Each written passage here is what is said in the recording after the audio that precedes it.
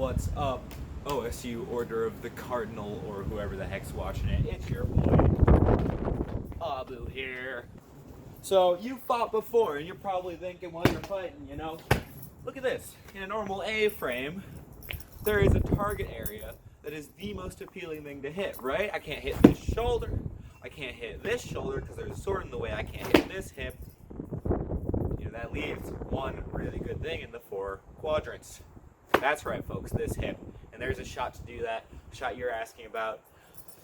You probably figured out what it is by now because I put it in the title of the video. But we're talking about the dark side. Real quick, just how to throw a dark side. A dark side is, like I said, you're hitting this part of the body.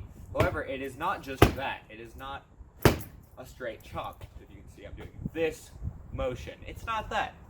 When I do this, that will hit the shield edge here. The shield will probably come out to about there. For you, boom, that it doesn't hit that. Can't hit him. So the idea of the dark side is you're turning your blade around and you're bringing it so while that shield edge does come here, him and his shield, like this, even though it's there, it's in the way of a chop, it's hitting right here. However, you're not just swinging around your left arm, holding the pommel like a madman. No, you are a right-handed person, like the rest of us. Or you're a left-handed person, you're hitting this side. The idea of this, like I said, is you're hitting with what would be called the false edge of your blade. So this would be front of your blade. If you held your sword right out in front of you and you line your knuckles all the way up, that's the front of your blade. If you kind of go up the arm through here, that is the false side of the blade. This is a lot more evident, obviously, in a flat blade than our little foam lightsabers we use. That is what a dark side looks like. I'm sure you've seen it thrown before. This is a more complex motion than simply a hit, but overall it takes the same body mechanics as my simple strike. So I think when you're practicing this shot, there are 2 distinct parts of it. Those parts are the torquing of the hip and the turning of the hand. The torquing of the hip generates the bulk of the power. The turning of the hand, of the blade really, generates that juicy angle that'll hit them on their sword side hip.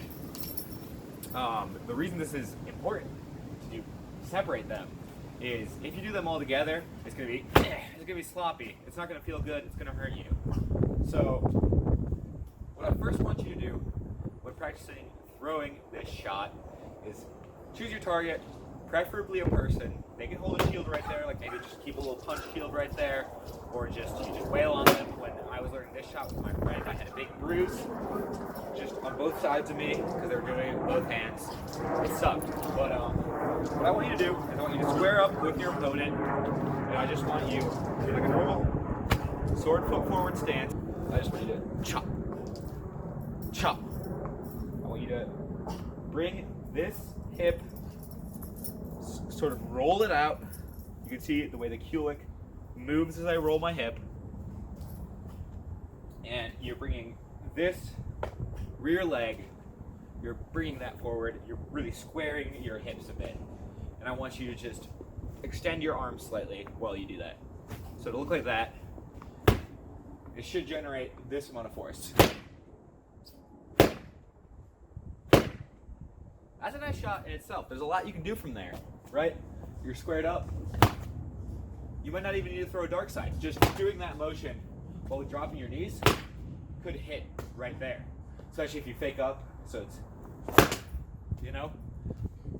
Now, but you want to elevate that. You want to make it the dark side. The next thing, again, you're going to isolate. You're going to isolate the taking and striking with the front side of your blade to hitting with the false edge of your blade.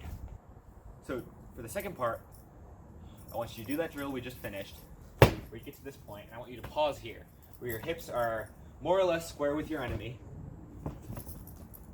where you have all that energy loaded, and just where you're at the end.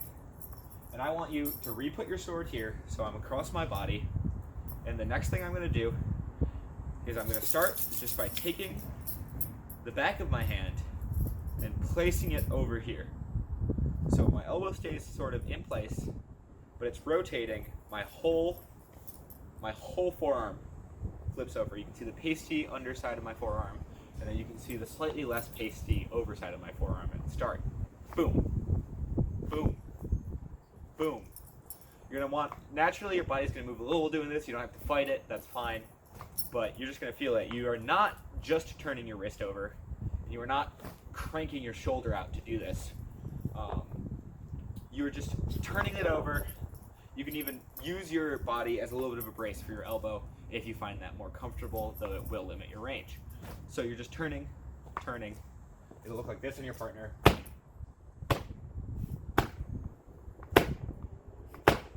I mean, you can see that that's already a ton less power coming out of that shot.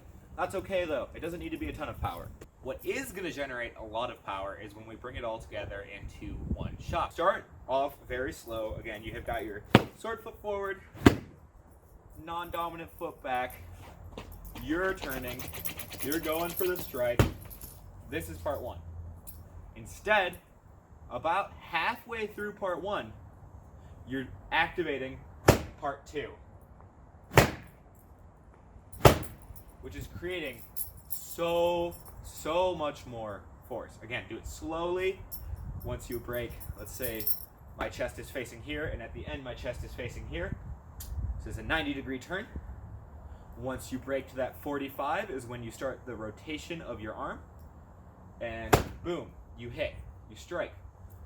If you want to hit lower, you can either bend your knees or you can rotate your hand lower. But for now, just focus on that body. No. So boom. So this is sort of a 90-degree motion for our torso. It's probably a little bit less, but for the sake of exaggeration, we're saying it's a 90-degree motion where I'm starting like this against my opponent, and I'm ending like this against my opponent. Again, for this angle, it's just going to be whoop, right here, right at you are the 45 degree. I start turning, and then boom, I hit. For all this, you do not need to start in a base stance. You can just start, back here, like you're gonna throw a dark side. You can start right here. So facing you are our first point. Coming here, around here is when I start my motion, and ending there. All together. Again, I'm not just turning my wrist over. You can actually see that I turn almost my whole body with it.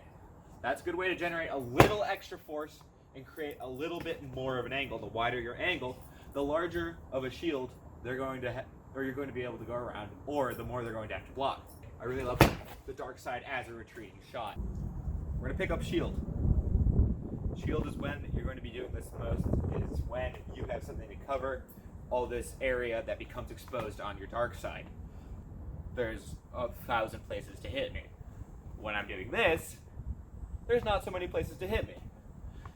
Again, once you pick up the shield, practice it with two parts. I recommend just tabling that shield up, using it to protect the front of your body.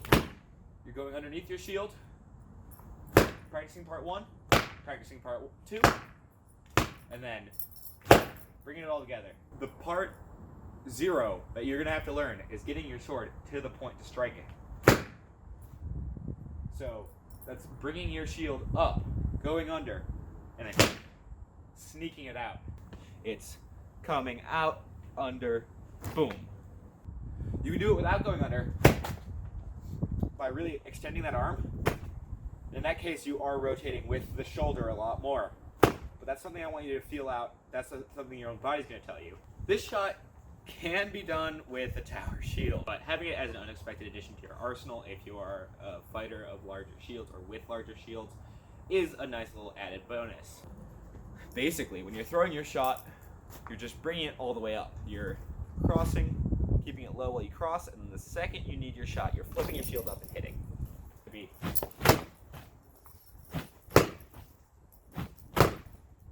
You see, I'm only going about that high to hit that hit, going just as low as I need to. The movement that comes along with it is something I can go into detail later in a Dark Sides Part 2, as well as I can go into fighting against a Dark Side if you'd like. So if you guys want a Part 2, I can go into the movement that comes along with the dark side, what angles you should be striking at, when to use a dark side, although I think that's something you'll find in your own time, and most importantly probably how to fight against a dark side, how to defend, when it might come up, and what to do if you're fighting someone who fights heavily with dark sides. So if you're interested in that, just let me know. I hope this helped. Thanks for watching.